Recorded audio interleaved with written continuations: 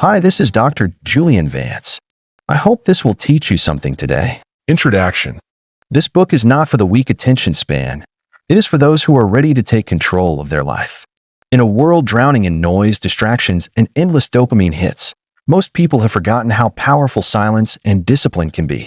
The monk mode is a call to step away from chaos and build yourself into someone unshakable, calm but ruthless, still but unstoppable. It's about mastering your focus, breaking free from addiction to comfort, and discovering the strength that only solitude and discipline can give. If you are tired of drifting, if you are hungry to rise, then this book is your doorway. Enter monk mode, and you will not just change your habits, you will transform your life forever. The monk mode. Chapter 1. Entering monk mode. Your phone buzzes. Your email pings. Someone calls your name from across the room. The world never stops demanding your attention, does it? Every single day, you wake up to a battlefield of distractions fighting for the most precious thing, you and your focus.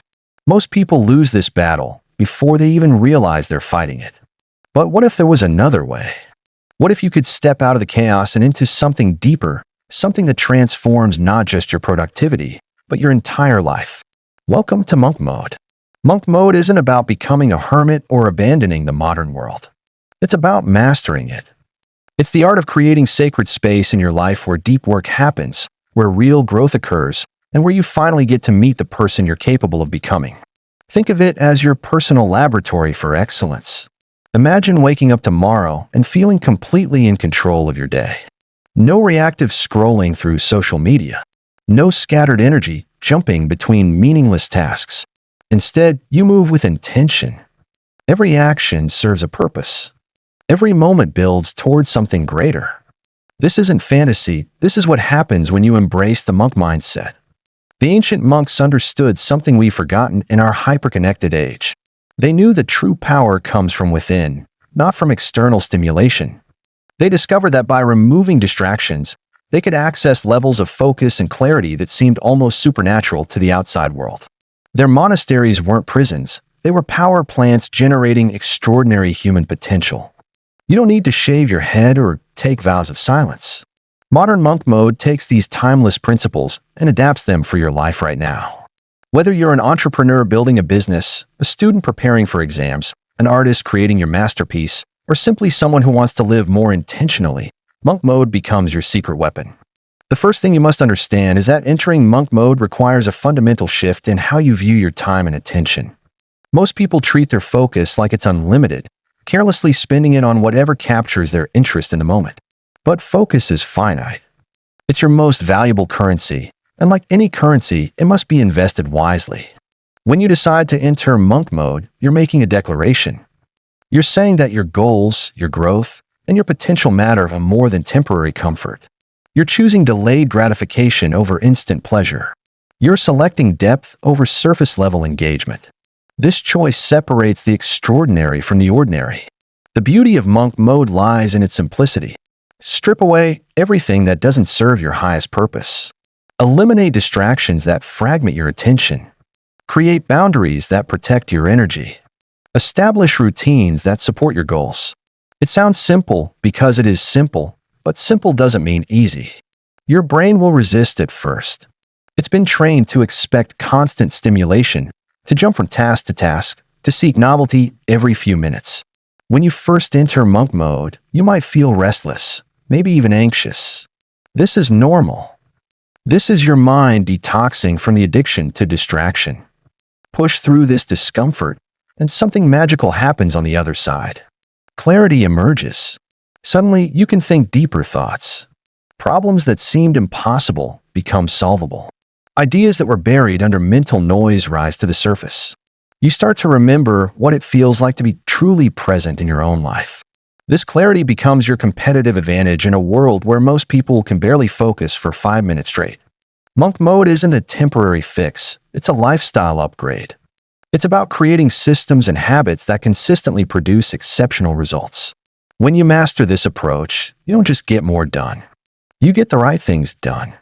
You stop being busy and start being effective. You stop reacting to life and start creating it. The transformation begins the moment you commit to protecting your mental space. Your mind becomes like a still pond that perfectly reflects everything around it. In this stillness, wisdom emerges. Solutions appear. Your path forward becomes crystal clear. This is why the greatest achievers throughout history have all had some version of monk mode in their lives. But here's what most people miss. Monk mode isn't about isolation from the world. It's about engaging with the world from a place of strength rather than weakness. When you've cultivated inner stillness, you can handle any external storm. When you've mastered your attention, you can navigate any distraction. When you've built discipline, you can achieve any goal. Starting today, you have a choice. You can continue living in a scattered, reactive way that most people accept as normal. Or you can step into something extraordinary. You can enter monk mode and discover what becomes possible when you align your actions with your deepest intentions. The world needs what you have to offer, but first, you need to give yourself the space and focus to develop it fully. Chapter 2. Discipline is freedom. Most people have it backwards. They think freedom means doing whatever they want, whenever they want. They believe that rules and structure are the enemy of a fulfilling life. But here's the paradox that changes everything. Real freedom doesn't come from having no limits. It comes from mastering yourself within the right limits. Think about a master pianist. Are they restricted by the keys on the piano? Are they limited by music theory and practice schedules? To the untrained, it might seem that way. But watch them play, and you'll witness true freedom in action. Their discipline with scales and technique has liberated them to create music that moves souls. Their commitment to structure has given them the power to transcend structure. This is the secret that disciplined people understand and chaotic people miss. When you master the basics, when you build strong foundations through consistent practice, when you create powerful habits that serve your goals, you're not limiting yourself. You're creating the platform from which extraordinary achievement becomes possible. Discipline is the bridge between where you are and where you want to be. Without it, your dreams remain fantasies. With it, your vision becomes inevitable. Every person who has ever achieved something remarkable has walked across this bridge. There are no exceptions. But let's be honest about what discipline really means, because most people get this wrong too. Discipline isn't about punishing yourself or living a joyless existence. It's not about willpower battles or forcing yourself to do things you hate. True discipline is about making choices today that your future self will thank you for. It's about aligning your daily actions with your deepest values and biggest goals. When you wake up early to work on your project while others sleep in, you're not depriving yourself of rest. You're investing in your dreams. When you choose the healthy meal over junk food, you're not restricting your pleasure. You're choosing energy and vitality.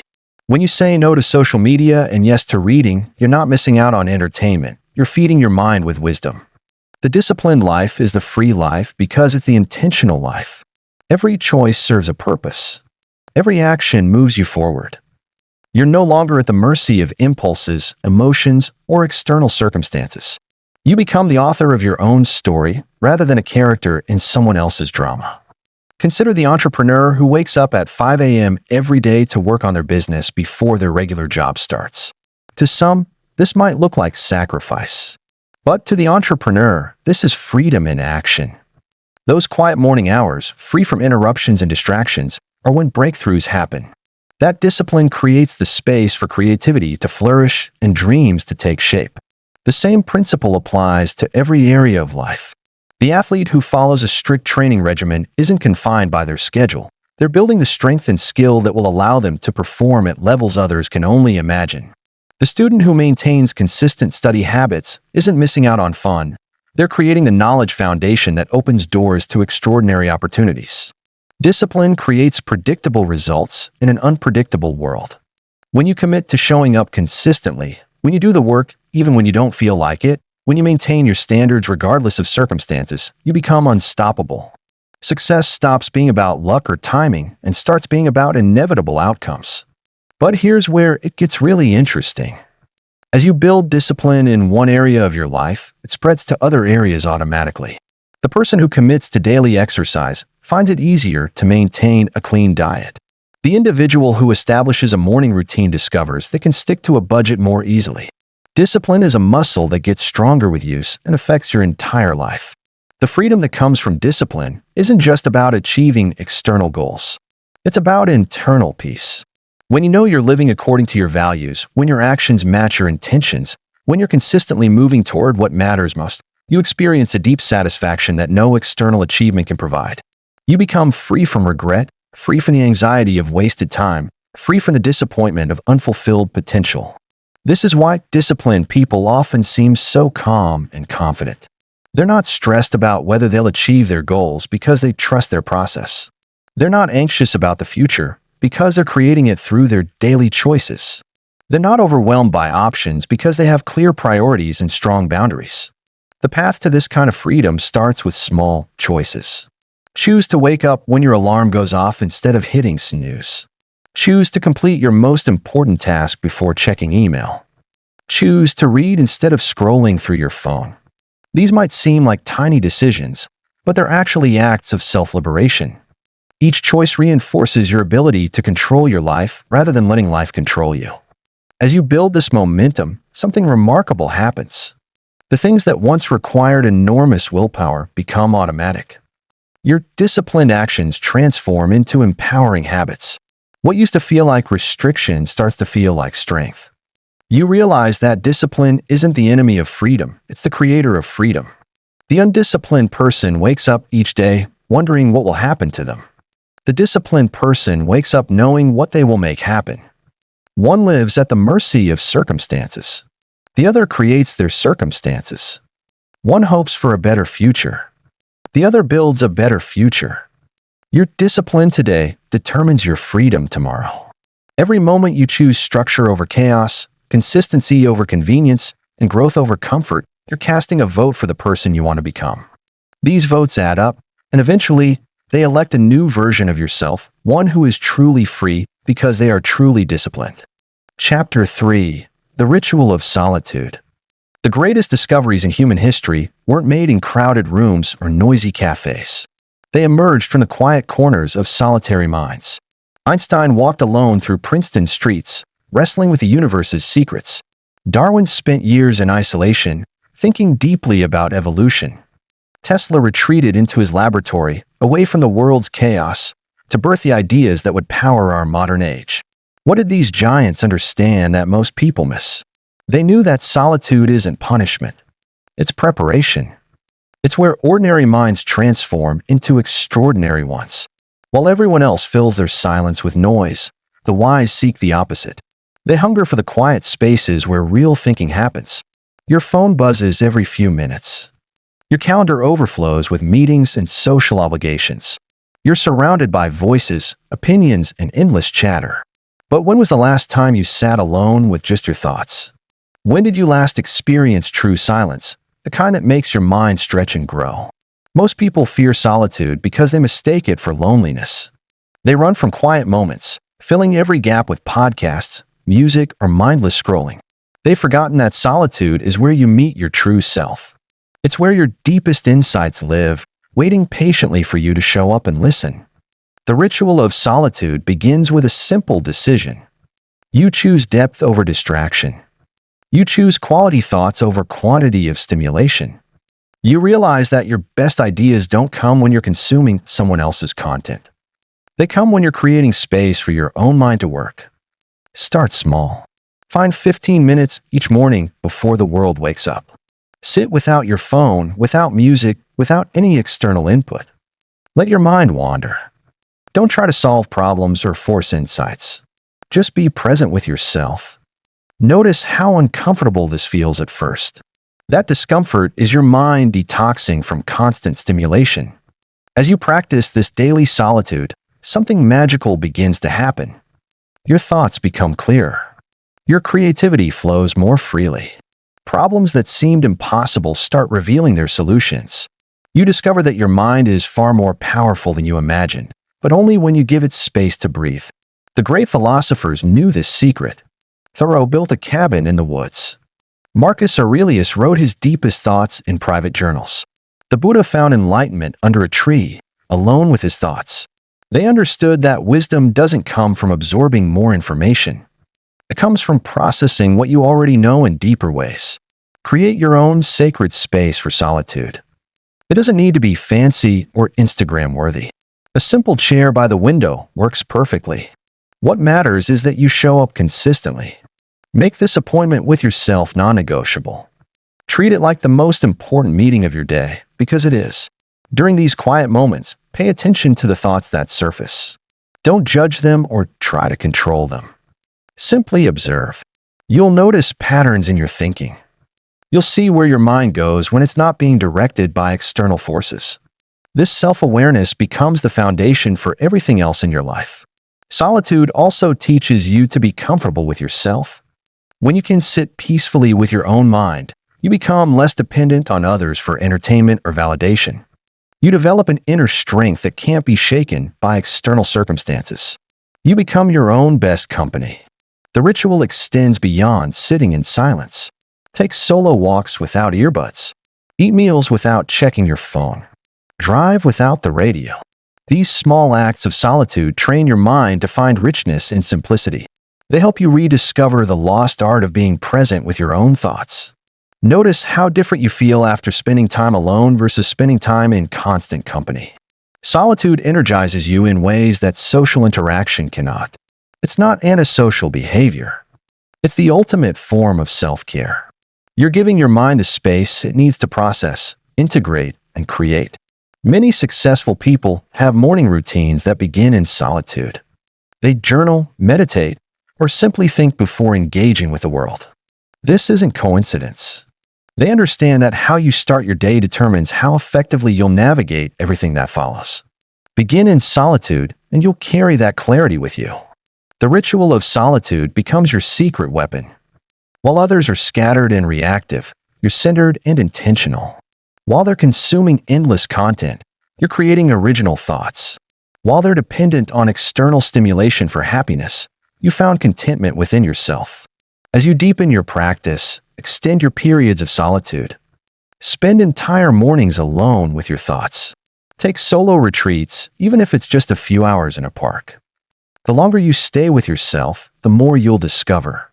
Layers of conditioning and social programming begin to fall away, revealing your authentic self underneath. Your relationship with solitude reflects your relationship with yourself. If you can't stand being alone, you're avoiding something important. Solitude forces you to confront whatever you've been running from. This confrontation isn't pleasant at first, but it's necessary for growth. You can't solve problems you refuse to face. The world will try to pull you back into its noise. Friends will question your need for alone time. Social media will tempt you with constant updates. Resist these pulls. Remember that every great achievement in history came from someone who valued their inner world enough to protect it. Your solitude becomes your sanctuary. It's where you recharge, reflect, and reconnect with your deepest values. It's where you remember who you are beneath all the roles you play and expectations you carry. This remembering is essential for living an authentic life.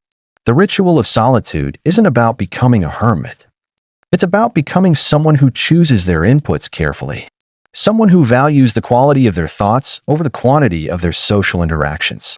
Someone who understands that true strength comes from within, not from external validation or entertainment. Chapter 4. Breaking Dopamine Chains. Your brain is under attack, and you might not even realize it. Every notification, every scroll, every instant reward is rewiring your neural pathways. The very technology designed to serve you has learned to enslave you. But here's the truth that tech companies don't want you to know. You can break free from these invisible chains. Dopamine isn't evil. It's the chemical that drives motivation, focus, and achievement. But modern technology has weaponized it against you. Your brain's reward system, which evolved to help you survive and thrive, now works overtime responding to artificial triggers. Every like, every swipe, every click delivers a tiny hit of satisfaction that keeps you coming back for more. The problem isn't that dopamine exists. The problem is that you're getting cheap, artificial versions of it all day long. Your brain can't tell the difference between the satisfaction of completing a meaningful project and the satisfaction of seeing a red notification badge. It just knows that both feel good in the moment. But here's what happens when you live on these artificial rewards. Your baseline drops. The things that should bring deep satisfaction, like completing a difficult task or having a meaningful conversation, start to feel boring. Your brain expects constant stimulation. You lose the ability to find joy in simple, natural pleasures. This is why you feel restless during quiet moments. Why you reach for your phone the moment you feel any discomfort. Why you start projects with enthusiasm but abandon them when they require sustained effort. Your reward system has been hijacked by devices designed to capture and hold your attention. Breaking free starts with understanding the enemy. Social media platforms employ teams of neuroscientists and behavioral psychologists. Their job is to make their products as addictive as possible. They study how lab rats respond to random rewards and apply those same principles to your feed. Variable ratio reinforcement schedules, infinite scroll mechanisms, and personalized content algorithms all work together to keep you engaged. The first step to freedom is recognizing these manipulation tactics. When you understand that your urge to check social media isn't weakness but engineered behavior, you can start to reclaim control. You're not lacking willpower. You're fighting billion-dollar companies that have perfected the art of capturing human attention. Start by examining your current dopamine sources. How many times do you check your phone each day? How often do you scroll through social media? How much time do you spend watching videos or playing games? Be honest about these numbers. Most people severely underestimate their digital consumption. Now consider the quality of these rewards. Do they leave you feeling energized and motivated, or drained and empty? Do they inspire you to take action in your real life, or do they substitute for real achievement? High-quality dopamine comes from genuine accomplishment, meaningful relationships, and personal growth. Low-quality dopamine comes from passive consumption and instant gratification. The key to breaking dopamine chains isn't to eliminate all pleasure from your life. It's to upgrade your reward system. Replace artificial stimulation with natural satisfaction. Instead of scrolling through social media first thing in the morning, do something that requires effort and provides genuine reward. Create a morning routine that doesn't involve screens for the first hour of your day. Your brain is most neuroplastic in the morning, meaning it's most capable of forming new patterns. How you start your day literally rewires your brain. Begin with activities that provide natural dopamine: exercise, reading, journaling, or working on a meaningful project. Exercise is one of the most powerful dopamine resets available. When you push your body through physical challenges, you earn the neurochemical rewards that evolution intended. The satisfaction of completing a workout isn't artificial. It's your brain celebrating real achievement. This natural high makes digital distractions feel hollow in comparison. Reading books instead of consuming bite-sized content trains your brain to find satisfaction in sustained focus. When you finish a chapter or complete an entire book, your brain rewards you for this genuine accomplishment. You're teaching yourself that deep engagement feels better than surface-level stimulation. Creating instead of consuming provides the highest quality dopamine available. When you write, build, compose, or make something original, you activate reward pathways that evolve to encourage productive behavior. Your brain recognizes the difference between creating value and merely consuming it. Set specific times for checking messages and social media instead of allowing constant interruption. When you batch these activities into designated periods, you regain control over your attention. You stop living in reactive mode and start choosing when and how to engage with digital platforms. Remove apps from your phone that provide low-quality dopamine hits. If you need to use social media for work, access it through a web browser instead of convenient apps. Add friction to activities that waste your time, and remove friction from activities that improve your life. Notice how you feel during different activities throughout your day. Rate your energy and mood before and after various experiences. You'll start to see patterns. High-quality activities leave you feeling energized and optimistic. Low-quality activities leave you feeling drained and scattered. Replace passive entertainment with active engagement. Instead of watching videos about guitar playing, pick up an actual guitar. Instead of reading about fitness, go to the gym. Instead of consuming content about entrepreneurship, work on your own business ideas. The difference between consuming information about something and actually doing it is the difference between artificial and authentic reward. Your attention is your most valuable resource. Companies know this, which is why they fight so hard to capture it. When you give your attention freely to every notification and distraction, you're essentially working for these companies without pay. Your focus creates their profits while depleting your own mental resources. The goal isn't to become a digital hermit. It's to become someone who uses technology intentionally rather than compulsively. You can still enjoy social media, entertainment, and digital connection, but only after you've taken care of your more important priorities. Earn your digital dopamine through real achievement first. As you break free from dopamine chains, you'll rediscover your natural capacity for sustained attention. Tasks that once felt impossibly boring will become engaging. You'll find yourself able to read for longer periods, work on projects without constant breaks, and enjoy conversations without feeling the urge to check your phone. Your relationships will improve because you'll be fully present with the people around you. Instead of half listening while mentally planning your next social media post, you'll engage completely. This presence is a gift both to others and to yourself. Sleep will come more easily when you're not artificially stimulating your brain throughout the evening. Your natural circadian rhythms will reassert themselves once you stop flooding your system with artificial light and excitement before bedtime. Most importantly, you'll regain trust in yourself. When you can resist immediate gratification in service of long-term goals, you prove to yourself that you're in control of your choices. This self-trust becomes the foundation for achieving anything meaningful in life. The chains of dopamine addiction are strong, but they're not unbreakable. Every time you choose natural reward over artificial stimulation, you weaken their hold on you. Every time you complete a meaningful task instead of seeking instant gratification, you strengthen your ability to pursue what truly matters. Breaking these chains isn't just about productivity or success. It's about reclaiming your humanity. It's about choosing to be someone who creates rather than just consumes. Someone who engages deeply rather than schemes the surface. Someone who finds satisfaction in the real world rather than escaping into digital fantasies. The journey to freedom begins with a single choice: to value your attention enough to protect it. To recognize that your focus is sacred and shouldn't be given away freely to whoever shouts the loudest or flashes the brightest colors. Your mind is your kingdom, and it's time to start ruling it with wisdom. Chapter 5. Building the Monk's Routine. Most people think routine kills creativity. They couldn't be more wrong. Routine creates the foundation where genius thrives.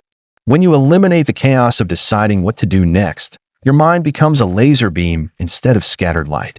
The monks knew this secret centuries ago. Every bell, every prayer, every meal happened at the exact same time. Not because they lacked imagination, but because they understood something profound about human nature. Structure doesn't imprison the mind. It liberates it. Your current life is probably the opposite of structured. You wake up whenever, check your phone immediately, stumble through the day, reacting to whatever demands your attention. This isn't living, it's surviving in chaos. And chaos breeds mediocrity. The monk's routine starts before dawn breaks. Not because suffering builds character, but because the early morning hours belong entirely to you. No emails, no calls, no interruptions. Just you and your purpose, dancing together in the quiet darkness. Picture this scenario. Two people have the same goal: writing a novel. The first person writes whenever inspiration strikes, waiting for the perfect moment, the right mood, the ideal circumstances. The second person writes every single day at 5 a.m. for 2 hours, regardless of how they feel. Guess who finishes their book first? The answer seems obvious, yet most people choose the first path. They worship inspiration instead of discipline. They wait for motivation instead of building systems. They confuse intensity with consistency, not realizing that small actions repeated daily create miracles. Building your monk routine starts with one non-negotiable truth. You cannot serve two masters. Either you control your day, or your day controls you. Either you design your life, or life designs you. There's no middle ground in this battle. The foundation of any monk routine rests on 3 pillars: morning rituals that center your mind, focused work blocks that advance your mission, and evening practices that prepare you for tomorrow's victories. These aren't suggestions, they're requirements for anyone serious about transformation. Your morning ritual doesn't need to be complicated. Complexity kills consistency. Simple actions performed religiously create compound results. Wake at the same time. Hydrate your body. Move your muscles. Feed your mind with wisdom instead of social media poison. This sequence programs your day for success. The work blocks come next, and here's where most people fail spectacularly. They try to focus for 8 hours straight, burning out like a candle in a hurricane. The monk approach is different.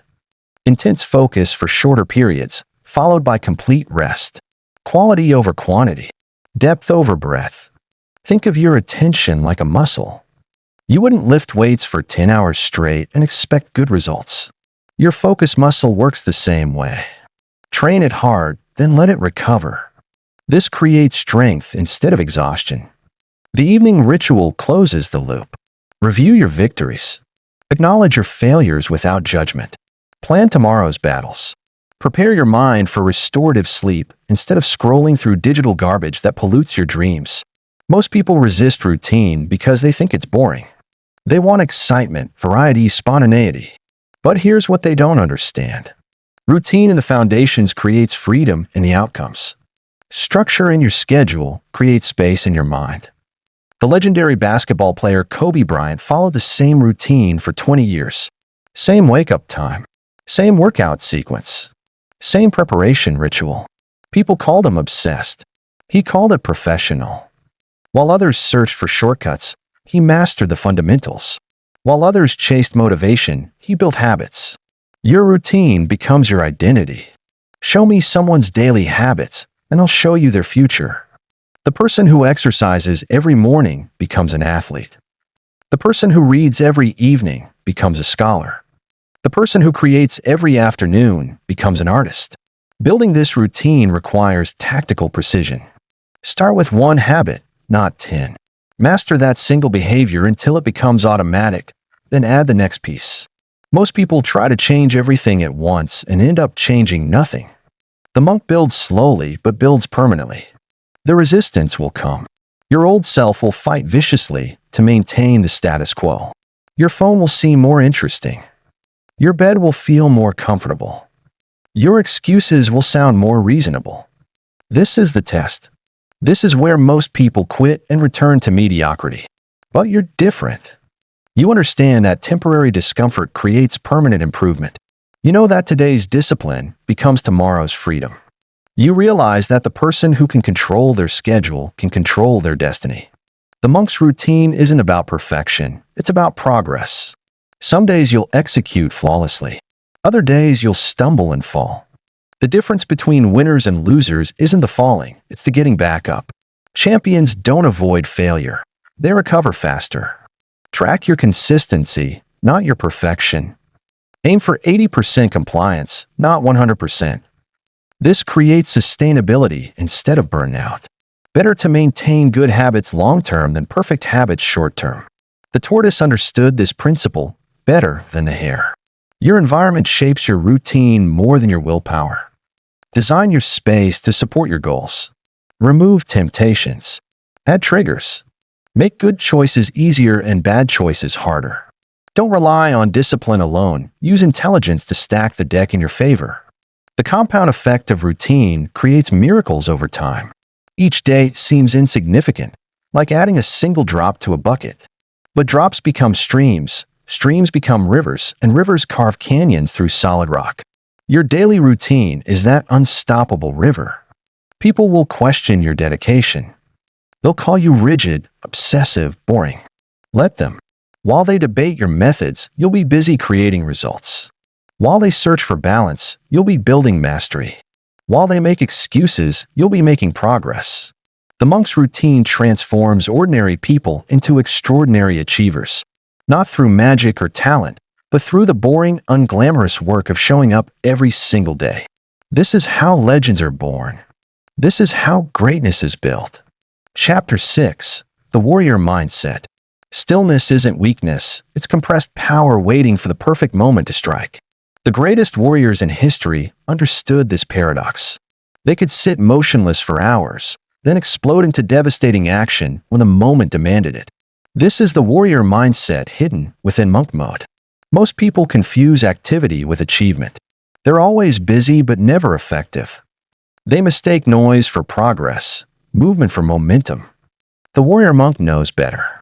They understand that true power comes from controlled energy, not scattered effort. Picture a samurai before battle. Completely calm on the surface, but every muscle ready to respond. Every sense alert. every thought focused on the single objective ahead. This isn't meditation, this is weaponized mindfulness. This is how you approach your goals. The modern world rewards the loud, the flashy, the attention seekers. But behind every overnight success stands someone who spent years in quiet preparation. While others performed for the crowd, they perfected their craft in private. While others sought applause, they sought mastery. Your mind is your primary weapon, and like any weapon, it needs training. The untrained mind is dangerous, mostly to its owner. It fires randomly, wastes ammunition, and misses the target completely. The trained mind is a sniper rifle, precise, controlled, and devastating when properly aimed.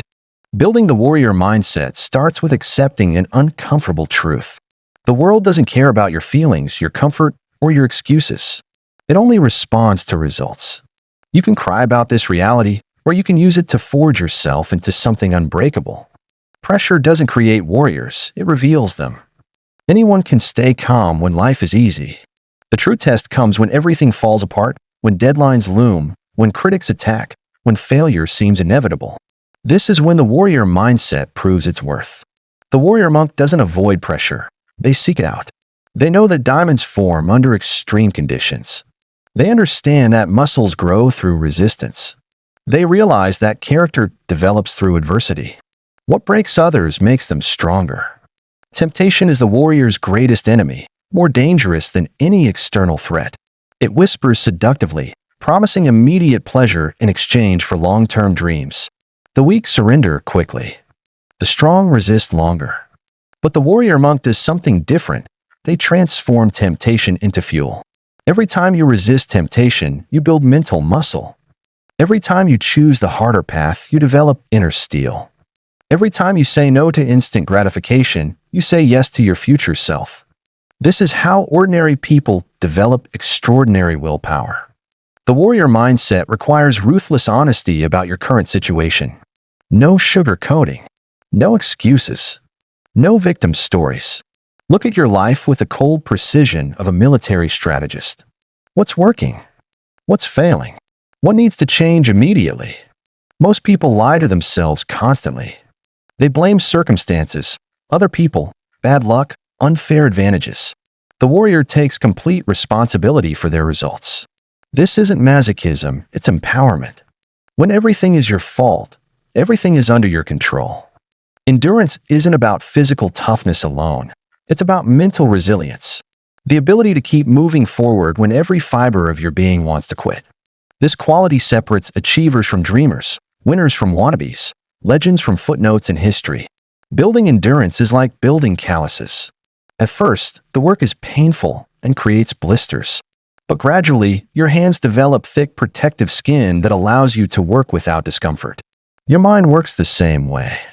Each challenge you overcome creates mental calluses that protect you from future hardships. The warrior monk doesn't react to circumstances. They respond with intention. Reaction is emotional, automatic, and usually wrong. Response is thoughtful, calculated, and strategic. The gap between stimulus and response is where your power lives. Mastery isn't a destination you reach. It's a journey you commit to for life. The master beginner understands this. They know that expertise comes from repetition, not inspiration. They practice the fundamentals obsessively, while others chase advanced techniques. The warrior mindset embraces failure as a teacher, not an enemy. Every mistake contains valuable information. Every setback reveals weaknesses to strengthen. Every defeat is a lesson in disguise, but only if you're humble enough to learn from it. Pain is temporary, but quitting lasts forever. The warrior monk understands this equation. They know that present discomfort prevents future regret. They choose to suffer the pain of discipline rather than the pain of disappointment. Your enemies aren't external, they're internal. Laziness, distraction, comfort-seeking, and instant gratification are the real opponents. The warrior monk wages war against these internal forces every single day. This is the battle that determines all other battles. Consistency is the warrior's secret weapon. Not the flashy techniques or inspiring speeches, but the boring daily grind of showing up regardless of mood, weather, or circumstances. Consistency transforms average talent into extraordinary results. The warrior monk develops selective ignorance. They ignore criticism from people whose opinions don't matter. They ignore opportunities that don't align with their mission. They ignore distractions that don't serve their purpose. Focus requires the courage to say no to good things so you can say yes to great things. Excellence isn't an accident, it's a habit. The warrior monk understands this fundamental truth. They don't hope for success. They engineer it through daily practices. They don't wait for motivation. They rely on systems. They don't depend on luck. They create their own opportunities. The warrior mindset is ultimately about becoming someone who can be trusted with victory. Someone who won't be corrupted by success or destroyed by failure. Someone who remains calm in storms and focused in chaos. Someone who can carry the weight of their dreams without breaking. This transformation doesn't happen overnight. It requires patience, persistence, and an unwavering commitment to becoming your best self. But every day you practice these principles, you become a little more warrior and a little less victim. Every challenge you face becomes another opportunity to prove your strength. The world needs more warrior monks. People who combine the calm wisdom of the monastery with the fierce determination of the battlefield. People who can think clearly under pressure and act decisively when opportunity appears. People who refuse to settle for mediocrity when greatness is possible. You have the potential to become this person. The question isn't whether you're capable, it's whether you're willing. Willing to embrace discomfort. Willing to delay gratification. Willing to do what others won't so you can have what others can't. The warrior's path is narrow and steep, but the view from the summit makes every step worthwhile. Your current self is just the raw material. Your disciplined self is the masterpiece waiting to emerge. The only question remaining is this: are you ready to begin the forging process? Chapter 7: Mastery Through Consistency. The difference between dreamers and masters isn't talent. It's not luck. It's not even intelligence. The difference is one simple word that separates the extraordinary from the ordinary: consistency.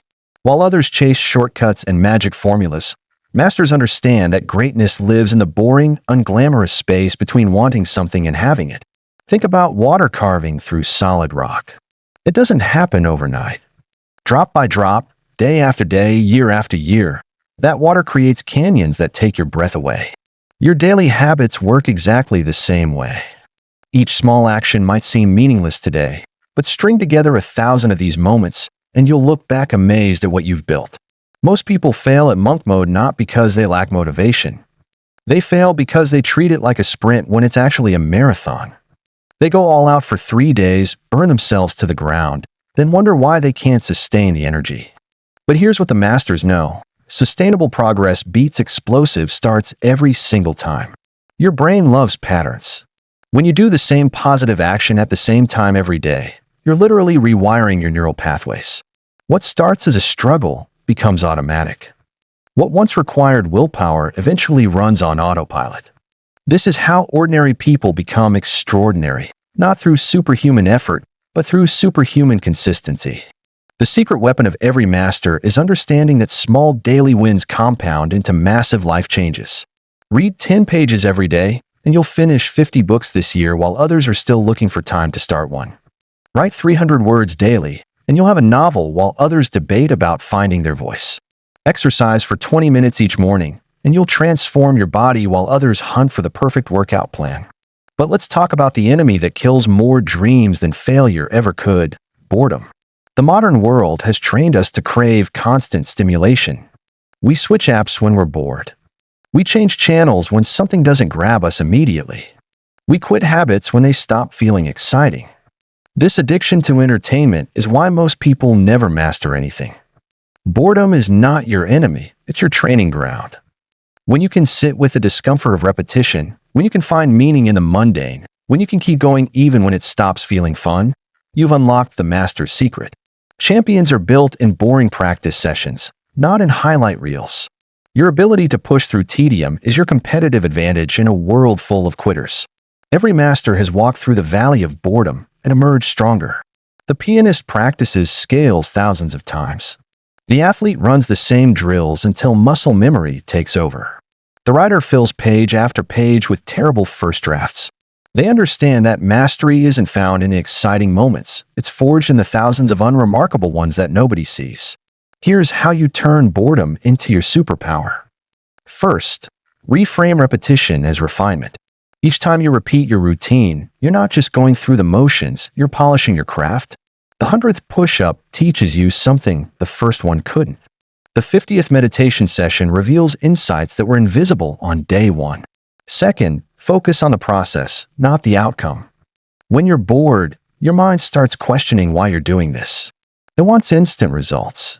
It wants to see progress. But masters know that the process is the reward. The discipline you build today becomes the foundation for tomorrow's breakthrough. Trust the system even when you can't see the results yet. Third, celebrate the small wins. Did you stick to your routine today even though you didn't feel like it? That's a victory worth acknowledging. Did you choose your healthy habit over instant gratification? You just strengthened your willpower muscle. These moments might seem insignificant, but they're building the character that will carry you through life's biggest challenges. The path to mastery is paved with days when you don't want to continue. The voice in your head will whisper that you're not making progress fast enough. It will tell you that others are getting results quicker. It will suggest that maybe you're not cut out for this. This is the voice that separates the pretenders from the masters. When that voice speaks, remember this: doubt is not evidence that you should quit. Frustration is not proof that you're on the wrong path. Slow progress is not the same as no progress. Every master has stood exactly where you're standing now, feeling exactly what you're feeling, facing the same choice between continuing and quitting. Your consistency doesn't need to be perfect to be powerful. You don't need a 100% success rate to achieve extraordinary results. You need to show up more often than you don't. You need to get back on track faster than you fall off. You need to treat setbacks as data, not disasters. Think of your consistency as compound interest for your soul. Each day you stick to your routine, you're making a deposit in your future self's account. Some days the deposit is large, other days it's small, but every single deposit counts. Over time, these small investments grow into life-changing returns that most people never see because they're not patient enough to let the compound effect work. The beautiful truth about consistency is that it becomes easier the longer you do it. What feels impossible in week 1 becomes natural by month 3. What requires massive willpower in the beginning eventually runs on habit. Your future self is counting on your present self to push through the hard part so they can enjoy the easy part. Masters understand that motivation is unreliable, but systems are bulletproof. They don't wait to feel inspired. They follow their routine regardless of how they feel. They know that action creates motivation, not the other way around. When you act consistently, motivation follows. When you wait for motivation, consistency never comes. Your routine is your rebellion against a world that profits from your distraction. Every time you choose your plan over impulse, you're voting for the person you want to become. Every time you stick to your schedule when it's boring, you're building the foundation for an extraordinary life. Every time you show up when you don't feel like it, you're proving to yourself that you're someone who keeps their word. The gap between who you are and who you want to be is filled with consistent daily actions. Not perfect actions. Not heroic actions. Just consistent ones. The person you admire didn't get there through one grand gesture. They got there through 10,000 small ones that nobody noticed at the time. This is why monk mode works for those who embrace consistency and fails for those who chase intensity. Intensity is impressive but unsustainable. Consistency is boring but unbeatable. Choose boring. Choose sustainable. Choose the path that leads to mastery through the compound effect of daily discipline. Your future self is not built in moments of inspiration. They're built in moments of discipline. They're built when you're tired, but you do it anyway. They're built when you're bored, but you continue. They're built when you can't see the point, but you trust the process. Consistency is how you bridge the gap between your dreams and your reality, one unremarkable day at a time. Chapter 8. Living Beyond Monk Mode. Monk Mode was never meant to be a prison. It was designed to be a training ground, a place where you develop the skills, habits, and mindset that will serve you for the rest of your life. The real test isn't whether you can stick to a rigid routine for 30 or 90 days. The real test is whether you can take what you've learned and create a sustainable way of living that honors both your ambitions and your humanity. The biggest mistake people make after completing monk mode is thinking it's over. They treat it like a diet they can abandon once they've reached their goal. They go back to their old patterns, old distractions, old habits, and wonder why their progress disappears faster than it came. But masters understand that monk mode isn't something you graduate from, it's something you evolve with. Living beyond monk mode means finding the sweet spot between discipline and freedom. You've proven you can live with extreme structure. Now you need to learn how to live with intelligent structure. This isn't about relaxing all your standards, it's about choosing which battles are worth fighting and which rules can bend without breaking your foundation. Think of your post-monk mode life as a dimmer switch, not an on-off button. Instead of going from complete restriction to complete freedom, you learn to adjust the intensity based on what your life requires. Sometimes you'll need to dial up the discipline when you're pursuing a big goal. Other times you'll dial it down when you need space for spontaneity and joy. The key is staying conscious of the dial instead of letting it spin wildly. The skills you developed in monk mode, focus, discipline, delayed gratification, emotional regulation, these don't disappear when you add more complexity to your life. They become your navigation system. When life gets chaotic, you know how to simplify. When opportunities arise, you know how to prioritize. When temptations appear, you have the strength to choose consciously rather than react automatically. Balance doesn't mean giving equal time to everything. That's not balance, that's mediocrity. True balance means being fully present for what matters most in each season of your life. Sometimes work deserves your total focus. Sometimes relationships need your complete attention. Sometimes rest requires your full commitment. Balance is about choosing consciously, not spreading yourself thin. The freedom you earn through discipline is different from the freedom you're born with. The freedom you're born with is chaotic. It's the freedom to do whatever you want without consequences. The freedom you earn is intentional. It's the freedom to do what matters most because you've developed the strength to say no to everything else. This earned freedom is what allows successful people to make choices that look restrictive to others but feel liberating to them. Your monk mode experience taught you something invaluable. You're capable of more than you imagined. You can resist temptation. You can delay gratification. You can stick to your word even when it's hard. This knowledge becomes your unshakable foundation. When life gets difficult, you don't question whether you can handle it. You can because you've already proven it to yourself. But here's where many people stumble. They try to maintain monk mode intensity in normal life and burn themselves out, or they abandon all structure and lose their edge. The wisdom is in finding your sustainable middle ground. This looks different for everyone, but always includes the same core elements: non-negotiable daily practices, clear boundaries, and regular periods of focused intensity. Your non-negotiables are the habits that keep you connected to your best self regardless of what's happening around you. Maybe it's 10 minutes of morning meditation, an evening walk, or 30 minutes of reading before bed. These aren't grand gestures. They're anchor points that keep you steady when life gets turbulent. Choose 3 to 5 practices that you'll maintain no matter what, and protect them fiercely. Boundaries are how you protect your energy and attention in a world designed to steal both. You've learned to say no to distractions. Now you need to learn to say no to good opportunities that aren't great fits. You've learned to limit your inputs. Now you need to be selective about your outputs. Boundaries aren't walls that keep you isolated. They're gates that let in what serves you and keep out what drains you. Regular periods of focused intensity are how you prevent stagnation without living in constant high-stress mode. Maybe it's a quarterly sprint on a big project, an annual month of simplified living, or a weekly day of deep work. These intensive periods keep you sharp and remind you what you're capable of, while the regular periods give you space to enjoy the results of your efforts. The goal isn't to be productive every moment of every day. The goal is to be intentional about when you're productive and when you're not. Rest isn't the absence of purpose. It's a purposeful choice to recharge so you can show up fully when it matters. Play isn't a waste of time. It's how you maintain the joy that makes all your hard work worthwhile. Living beyond monk mode means becoming comfortable with seasons. There will be seasons when you need to buckle down and focus intensely on your goals. There will be seasons when you need to prioritize relationships and connection. There will be seasons when you need to rest and recover. The wisdom is in recognizing which season you're in and adjusting your approach accordingly, rather than fighting against the natural rhythm of growth and rest. Your relationship with discomfort changes when you live beyond monk mode. You're no longer trying to eliminate all discomfort, you're learning to dance with it. You can sit with boredom without needing entertainment. You can feel stressed without immediately seeking escape. You can face challenges without assuming you're not strong enough.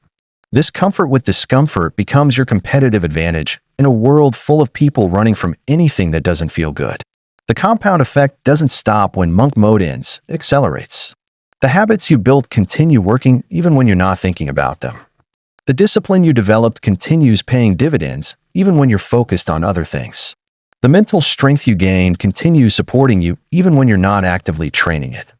This is the real magic of monk mode. It doesn't just change what you do, it changes who you are. Your success in living beyond monk mode will be measured not by how perfectly you maintain your routine, but by how quickly you return to your center when you drift. Everyone drifts sometimes. Everyone has weeks when they get off track. The difference between those who thrive long-term and those who cycle through the same patterns is the speed of their course correction. When you notice you've been coasting, you don't panic or abandon everything. You simply implement a mini monk mode to get back on track. Maybe it's a week of simplified eating, 3 days of digital minimalism, or a weekend of focused planning. You have the tools now. You don't need to start from scratch every time you want to level up your life. The ultimate goal is integration, where the lessons of monk mode become so woven into your character that you don't have to think about them anymore. You naturally choose delayed gratification because you've experienced its rewards. You automatically limit distractions because you know the cost of fragmented attention.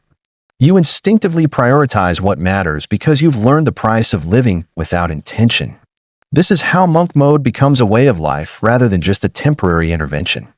It's not about maintaining the exact same routine forever. It's about maintaining the same mindset that created the routine. It's about staying connected to your values even when your schedule changes. It's about remembering who you decided to become even when the world tries to pull you back to who you used to be. Your journey beyond monk mode is ultimately about becoming the kind of person who doesn't need monk mode anymore. Not because you've lowered your standards, but because you've raised yourself to meet them. You've become someone who naturally makes choices aligned with their long-term vision. Someone who instinctively protects their energy and attention. Someone who finds joy in the process, not just the results. The person reading these words right now has everything they need to create an extraordinary life. You have the knowledge. You have the tools. You have the proof that you're capable of change. The only question left is whether you'll use what you've learned to build something beautiful, or let it fade into another good idea that didn't quite stick.